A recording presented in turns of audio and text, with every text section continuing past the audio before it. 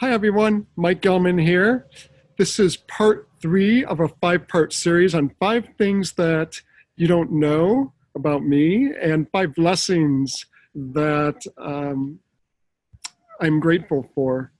And so today's topic is about taking chances, taking risks, and dealing with setbacks and the blessings that I've received from doing that.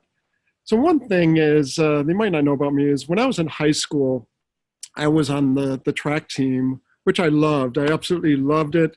For those of you that know me, I run even today several days a week, and I really get a lot of enjoyment out of that. One of the things that in the high school track that I did was I did pole vault, okay?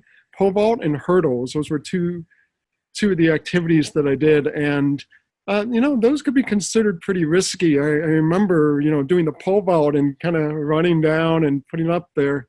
It's scary, particularly if you don't like make it all the way up. Guess what happens?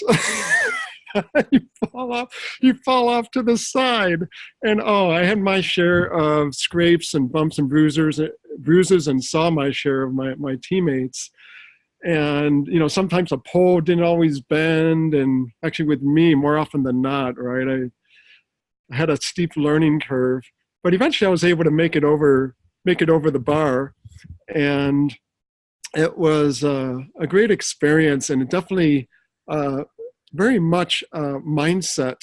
Mind over matter is really important. There's a lot of technique, of course, and a lot of speed you need to generate. At the same time, developing the right mindset was a blessing that I took away from that, is because if you are focused on not making it, the fear of falling, the fear of going up and coming down and crashing, then it's kind of like a self-fulfilling prophecy. It's going to happen, because what happens is you start to slow down your running and you're more tentative. With pole vaulting, you have to be 110% committed. You have to be committed. So you're running down towards the pit, as it's called, and you stick that pole in the ground in that little divot, and you got to no hesitation at all, or you're just not going to make it up there. One of the other things I did was the hurdles. And with the hurdles, what's interesting is the technique is usually you have a favored leg that you want your lead leg to go over the bar. And I remember this one time I went over and I was actually on my record pace, and I was actually in first place in my heat. And I was doing so well that my timing was a little bit off. And so instead of leading with my left leg as I normally did, I was like, well, should I lead with my right? I ended up switching legs. And I ate it. I ate it. And I'm lying on the track. And I remember my coach Gasparic, like, Gelman, get up. Woke me out of my slumber. And so I got up and finished the race. And in any event, obviously it was no longer a PR at that point. But the lessons and blessings I learned from that was sticking with it, having that commitment, taking chances. Not everything's going to work out, and there will be setbacks. And it's the same thing with our careers, is a lot of times there's things that we're struggling with, or chances, risk that we're not sure we want to take. Maybe it's a difficult conversation with a coworker or a boss. Maybe it's going big on a job opportunity that we want, at the risk of losing maybe some of the benefits or perks of our current job.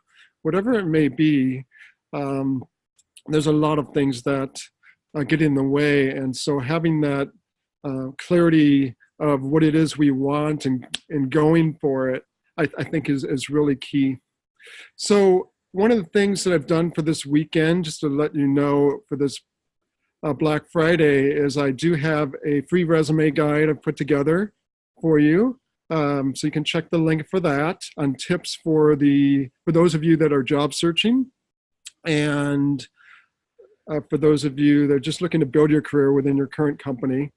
So you can get some tips there for updating your resume to help you get more interviews. And then I also have a Black Friday promotion of $47. I'm literally going to take a participant's resume live and walk through it. There's an online workshop via Zoom. And so you'll get a lot of inside insights. I've worked in HR for close to 20 years. Now have my own career coaching company. And so working with a lot of people to help them get to where they want to go. So that's it for today. Stay tuned for part 4. Take care.